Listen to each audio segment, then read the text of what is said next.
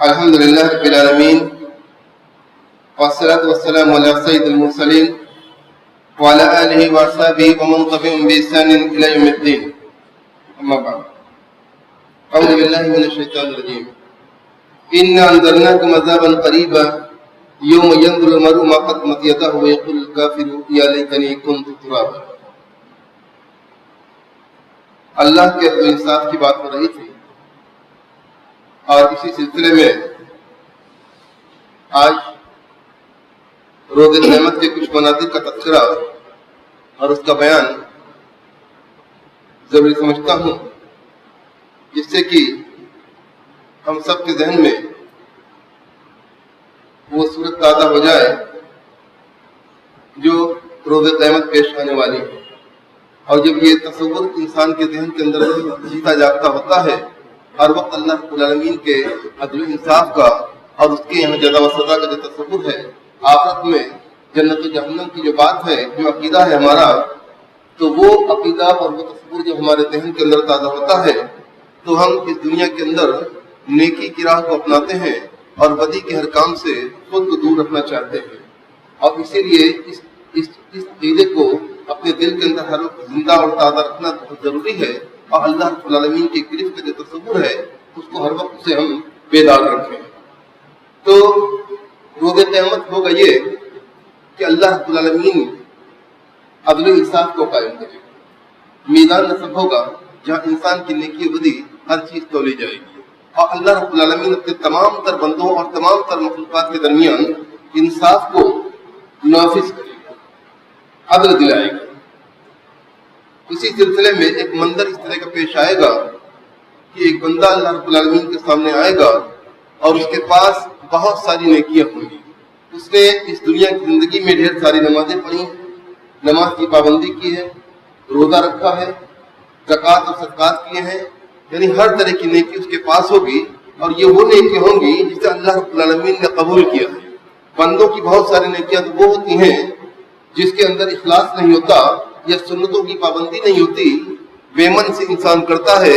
اپنے من کی سنتا ہے، تو ایسی صورت میں وہ چیزیں، وہ عبادتیں اور وہ نیکیاں اللہ رب العالمین کے ہاں بسا اوقات قبول نہیں کی جاتی. لیکن یہاں اس بندے مومن کے ساتھ وہ نیکیاں ہوں گی جو اللہ رب العالمین نے قبول کی ہے، یعنی اس نیکیوں کے کرنے میں بندے نے اخلاص سے کام لیا تھا اور سنتوں کی پوری رعایت موجود تھی. نبی کریم صلی اللہ علیہ وسلم کی سنتوں کو ایک ایک بالکل مطابق اس کو کیا تھا، اور اللہ رب العالمین نے اسے شرف قبولیت بھی بخشا. لیکن بندہ آئے گا، اس کے ساتھ معاملہ یہ ہوگا کہ ڈھیر ساری نیکیاں ہیں، نماز ہے، روزہ ہے، صدقات و خیرات ہیں، اور ڈھیر ساری دیگر نیکیاں ہیں. اس کے ساتھ ہوگا یہ کہ ڈھیر سارے دعوے دار کھڑے ہو جائیں گے. اللہ رب العالمین سب کو انصاف دلائے گا، اور روز قیامت انسان کے پاس دولت و ثروت نہیں ہوگی، مال و در نہیں ہوگا. انسان کو اپنی نیکی سے اس کو چکانا ہے، یا اگر انسان کے پاس نیکی نہیں ہے تو دوسروں کی بدی اس کے سر ڈال دی جائے گی. یہ ساری چیزیں ہم جانتے ہیں، حدیثوں کے اندر اس کا مکمل بیان موجود ہے، اور بار بار ہم اس چیز کو ہم سنتے بھی ہیں. تو وہاں یہ ہوگا کہ ڈھیر سارے دعوے دار آئیں گے. اس نے کسی کو مارا تھا، کسی کو برا بھلا کہا تھا، کسی پر کوئی تہمت اور کوئی الزام لگایا تھا، کسی کی جائیداد غصب کر لی تھی، کسی کو کاروبار کے اندر دھوکہ دیا تھا. اس طرح کی اس کے ساتھ معاملہ ہوگا کہ ڈھیر سارے دعوے دار اس کے کھڑے ہو جائیں گے. اللہ رب العالمین سب کو انصاف دلائے گا، اور وہاں ہوگا یہ کہ اس کی نیکیاں جو ہوں گی اس کے پاس دوسروں کو دے دی جائیں گی. کسی کو مارا تھا، اسی کے مطابق اس کو اس کی نیکیاں دے دی جائیں گی. کسی کے مال کو ختم کیا تھا، کسی کے ساتھ کوئی اور غلط کام کیا تھا، ایسی صورت میں اس کی جب نیکیاں ختم ہو جائیں گی اور دوسروں کے تقاضے بھی باقی ہیں، دوسروں کا معاملہ اس سے ابھی پورا حل نہیں ہوا ہے، تو ہوگا یہ کہ اللہ رب العالمین دوسروں کی بدی کو، دوسرے کے گناہوں کو اس کے ساتھ ڈال دے گا. اب یہ شخص جو ہے وہ تو یہ منتظر تھا کہ ہمارے ساتھ ڈھیر ساری نیکیاں ہیں،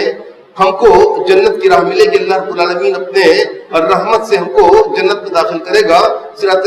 ہم کو پل صراط سے آسانی سے گزر جائیں گے اور جنت کا راستہ ہم کو مل جائے گا. لیکن یہاں معاملہ اس کے برعکس ہو گیا. ڈھیر سارے دعوے دار کھڑے ہوئے، سب کو اس کی نیکیاں دے دی گئیں اور دوسرے کے گناہوں کو اس کے سر مڑ دیا گیا، اس کے اوپر لاد دیا گیا. اب معاملہ یہ ہے کہ ڈھیر سارے گناہ اس کے ساتھ ہیں، اب جہنم اس کی منتظر ہے. اللہ رب العالمین کا عذاب اس کے انتظار میں ہے، اور وہاں جہنم کے دہتے ہوئے شعلے وہاں سے صدائے حلم مجید آ رہی ہے۔ بندے نے سمجھا تھا کہ ہم کو جنت کا راستہ ملے گا، اور وہاں سے آواز آ رہی جہنم سے کہ کوئی اور ہے تو ہمارے اندر اسے جھونک دو۔ اب یہ شخص ڈرا ہوا ہے کہ ہم کو اس پہ ڈال دیا جائے گا، اور ہوگا بھی یہی، اس لیے کہ اس کے ساتھ اب معاملہ یہ ہے کہ نیکیاں تو اس کی دوسروں کو دے دی گئی، اور دوسروں کے گناہ اس کے ذمے آ گئے، اپنے گناہ جو تھے وہ تھے ہی، اور دوسروں کے گناہ اس کے سر آ گئے، اب اس کو جہنم میں جانا۔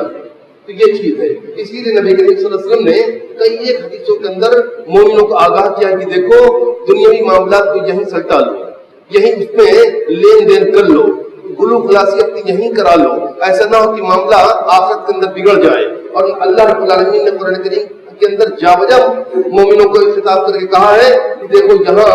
آخرت کی تیاری میں لگے رہو، آخرت کا جو معاملہ ہے دیکھتے رہو کہ تمہارا کون سا عمل آگے جا رہا ہے، نیکی کے کام آگے جا رہے ہیں یا بدی کے کام تمہارے ہاتھ سے سرزد ہو رہے ہیں، تمہاری ذات سے صادر ہو رہے ہیں، اور وہ سب آخرت میں اللہ رب العالمین نے اکٹھا کیے ہوئے ہیں، اور پھر تمہارا معاملہ بگڑ جائے گا۔ قرآن کریم میں بھی کیا ہو جاتا ہے، رب العالمین نے فرمایا ہے، اور نبی کریم صلی اللہ علیہ وسلم نے کئی ایک حدیثوں کے اندر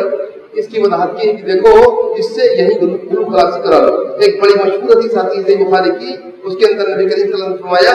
من كانت له مظلمة لأخيه من إرث من شيء فليتحلل منه اليوم قبل أن لا يكون دينار ولا درهم إن كان له عمل صالح أخذ منه بقدر مظلمته وإن لم يكن له حسنات أخذ من سيئات السابق فحمل عليه۔ یہ نبی کریم صلی اللہ علیہ وسلم کی حدیث کو ہم نے بارہا سنا ہے۔ نبی کریم صلی اللہ علیہ وسلم نے فرمایا کہ دیکھو کسی کا کوئی معاملہ ہو، کسی کی عزت کے ساتھ کسی نے کھلواڑ کیا ہے یا کسی کی کوئی چیز ختم کر لی ہے، فَلْيَتَحَلَّلْ مِنْهُ، اس سے گلو خلاصی آج یہیں کرا لے، معاملے کی صفائی کر لے۔ انسان کو اللہ رب العالمین نے دیا ہے تو لین دین کر کے اس کا معاملے کو صاف کر لے، اس کو چھٹا کر دے، اور اگر ایسا معاملہ نہیں ہے، انسان کے پاس نہیں ہے، تو اس کی کوئی سبیل ڈھونڈ لے، انسان سے وقت لے لے، یا ایک انسان سے معافی کرا لے، اس طرح کی باتیں، یا اگلے کو راضی کر لے، رمن کر لے، یہ ساری صورتیں اسلام کے اندر موجود ہیں۔ لیکن انسان نے اگر کچھ نہ کیا،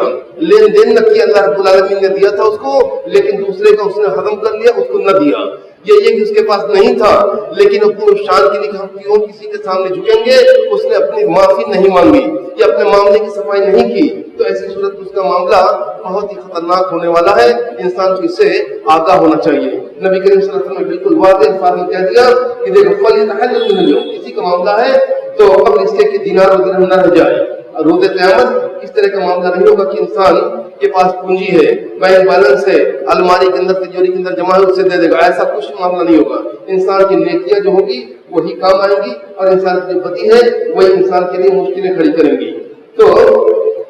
انکار لوگ عمل صالح، اگر اس کا نیکی ہوگی، کوئی نیک عمل ہوگا، اخذ منہ بقدر مظلوم، جتنا اس نے ظلم کیا، جتنی زیادتی کی اس دنیا کے اندر، اسی کے وقت اس کو لے لیا جائے گا، اور اگر نیکیاں نہیں ہے تو جس کے ساتھ اس کا معاملہ تھا اس کی بدی لے کر اس کے اوپر ڈال دیا جائے گا۔ تو یہ اس دن معاملہ ہونے والا ہے، یہ ساری باتیں ہم لوگ جانتے ہیں، ذہن کے اندر، دل و دماغ کے اندر اسے تازہ رہنے کی ضرورت ہے تاکہ ہم ہر طرح کی کوتاہی سے خود کو روک سکیں۔ اللہ رب العالمین نے قرآن کریم کے اندر فرمایا اِنَّا أَنذَرْنَاكُمْ عَذَابًا قَرِيبًا، دیکھو ہم نے تم لوگوں کو قریب والے عذاب سے ڈرا دیا۔ اب روز قیامت کا جو عذاب ہے اس کو اللہ رب العالمین نے قریب کا عذاب کہا، یعنی وہ آنے والی چیز ہے، یقینی ہے اس کا آنا، اور وہ چل چکا ہے، ہم اس کی طرف بڑھ رہے ہیں، ایک نہ ایک دن وہاں تک ان کو پہنچنا ہے، اس لیے وہ بہت قریب کا عذاب ہے۔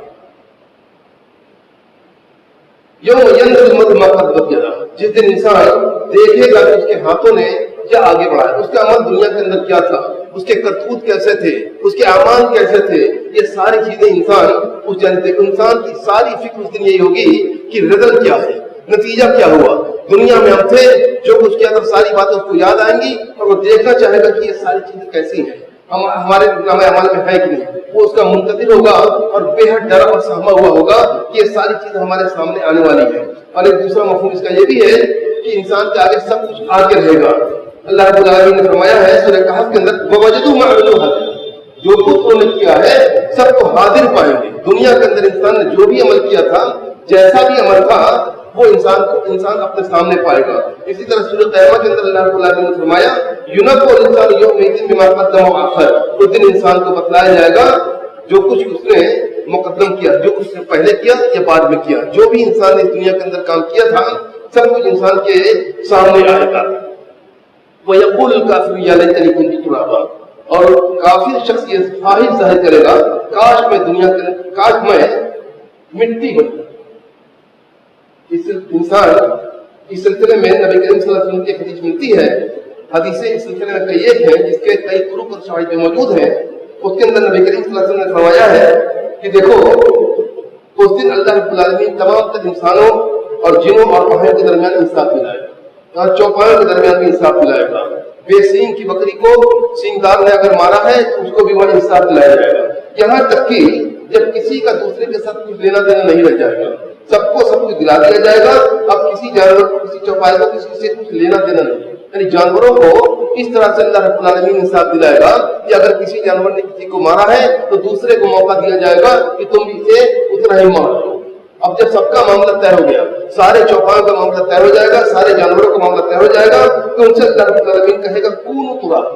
تم مٹی ہو جاؤ۔ تو اس موقع پر فَعِندَ ذَلِكَ يَقُولُ الْكَافِرُ يَا لَيْتَنِي كُنتُ تُرَابًا، وہ سب کے سب مٹی ہو جائیں گے، یعنی اب ان کا کوئی کام نہ بچا۔ جانوروں کو اللہ رب العالمین اسی لیے آخرت میں برپا کرے گا کہ ان کو انصاف دلا سکے،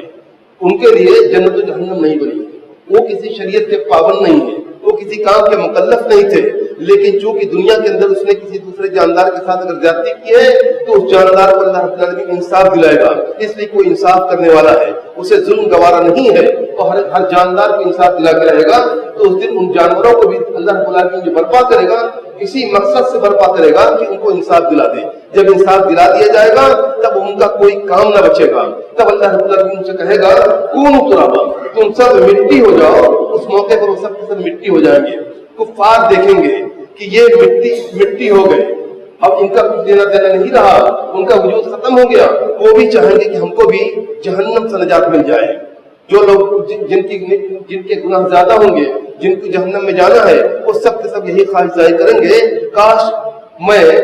مٹی بن جاؤں، جہنم میں جانا نہ پڑے۔ یہ صورتحال اس دن ہوگی کہ یہ خواہش انسان ظاہر کرے گا، یہ وہ لوگ ظاہر کریں گے جن کو جہنم کے اندر جانا ہے، اور وہ لوگ جو مومنین جن کی نیکیاں اتنی ہوں گی کہ دوسرے کو دے کر بھی کچھ بچ جائیں گے نیکیاں، ان کو جنت پہ اگر جانا ہے تو ان کا معاملہ یہ ہوگا کہ وہ پل صراط پار کر جائیں گے، لیکن اس پل صراط کے پار کرنے کے بعد ایک دوسرا پل آئے گا جس سے گزرنا ہے، تب جنت انسان کو ملے گی، وہاں لوگوں کو روک دیا جائے گا اور پھر وہاں انصاف دلا جائے گا۔ لوگ حیران ہونے کی یہاں پھر کیوں روکا گیا، معلوم ہوگا کہ یہاں پہ ساتھ دلانا ہے۔ اب دنیا کے اندر وہ مومنین جن کو جنت میں جانا ہے لیکن کسی سے ان کا کوئی معاملہ رہ گیا، کسی سے کوئی لین دین باقی ہے، تو اس موقع پر بھی نیکی اور بدی سے ان کا لین دین ہوگا۔ کسی کے مقام کو اللہ رب العالمین اونچا کر دے گا اس لیے کہ اس کو دوسروں کی نیکیاں مل جائیں گی، اس کے درجات بلند ہو گئے، اور کسی کا مقام گھٹ جائے گا اس لیے کہ اس کی نیکیاں جو ہے گھٹ گئیں، اس کی نیکیاں دوسروں کو دے دی گئیں۔ تو اس موقع پر اس سلسلے کی حدیث نبی کریم صلی اللہ علیہ وسلم کی بہت واضح حدیث آتی ہے، آپ نے فرمایا ہے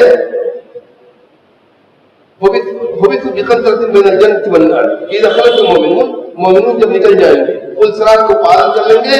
اور وہاں سے جب نکل جائے جہنم کے اوپر جو پل صراط ہے اس سے گزر گئے تو ان کو روکا جائے گا، جنت اور جہنم کے درمیان ایک پل دوسرے پل پر ان کو روک دیا جائے گا۔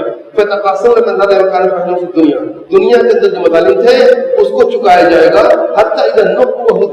یہاں تک کہ جب سب ہر شخص صاف ہو جائے گا، یعنی ہر طرح کا لینا دینا ختم ہو جائے گا۔ جنت ایسی چیز ہے کہ وہ انسان اپنے دل کے اندر یا ذہن کے اندر کوئی برائی یا کوئی حسد یا کوئی کینہ لے کے نہیں جائے گا، وہاں ہر شخص کی صفائی ہو جائے گی۔ تو اسی پل پر جو دوسرا پل ہوگا وہاں انسان کی صفائی ہو جائے گی، لین دین ہو جائے گا، قصاص کا معاملہ طے پا جائے گا۔ اذن لهم بدخول الجنہ، اس موقع پر جنت میں داخل ہونے کا اللہ رب العالمین سب کو اجازت دے دے گا اور لوگ جنت میں داخل ہوں گے۔ فوالذی نفس محمد بیدہ لأحدهم بمسکن فی جنت اضل بمنزل کان فی الدنیا، دنیا کے اندر انسان کو اپنے گھر کا پتہ خوب معلوم ہوتا ہے، اس سے بھی کہیں زیادہ انسان کو جنت کے اندر اپنے مکان کا، اپنے منزل، اپنے درجے کا پتہ معلوم ہوگا کہ ہم کو ہمارا ٹھکانہ کہاں ہے، ہم کو کس جگہ پہنچنا ہے۔ وہاں کوئی ریسپشن کاؤنٹر نہیں ہے کہ انسان وہاں جا کے پتہ کرے کہ ہم کو کہاں جانا ہے۔ ہر شخص کو خوب پتہ ہوگا کہ اس کی منزل کہاں ہے اور وہ سیدھی اپنی منزل تک پہنچ جائے گا۔ اللہ رب العالمین ہم سب کو انہی لوگوں میں رکھے جو بغیر کسی عذاب کے، بغیر کسی سوال جواب کے، بغیر کسی سرزنش کے وہ اللہ رب العالمین کی بنائی ہوئی جنت میں ان کو مقام مل جائے اور اعلیٰ سے اعلیٰ مقام مل جائے۔ اللہ رب العالمین ہمارے والدین کو، تمام مومنوں کو اور وہ لوگ جو اس دنیا کے اندر نہیں ہے سب کو اس مقام تک پہنچائے اور ان کو اپنے رحم کرم سے مالا مال کر دے۔ وآخر دعوانا الحمد للہ رب العالمین۔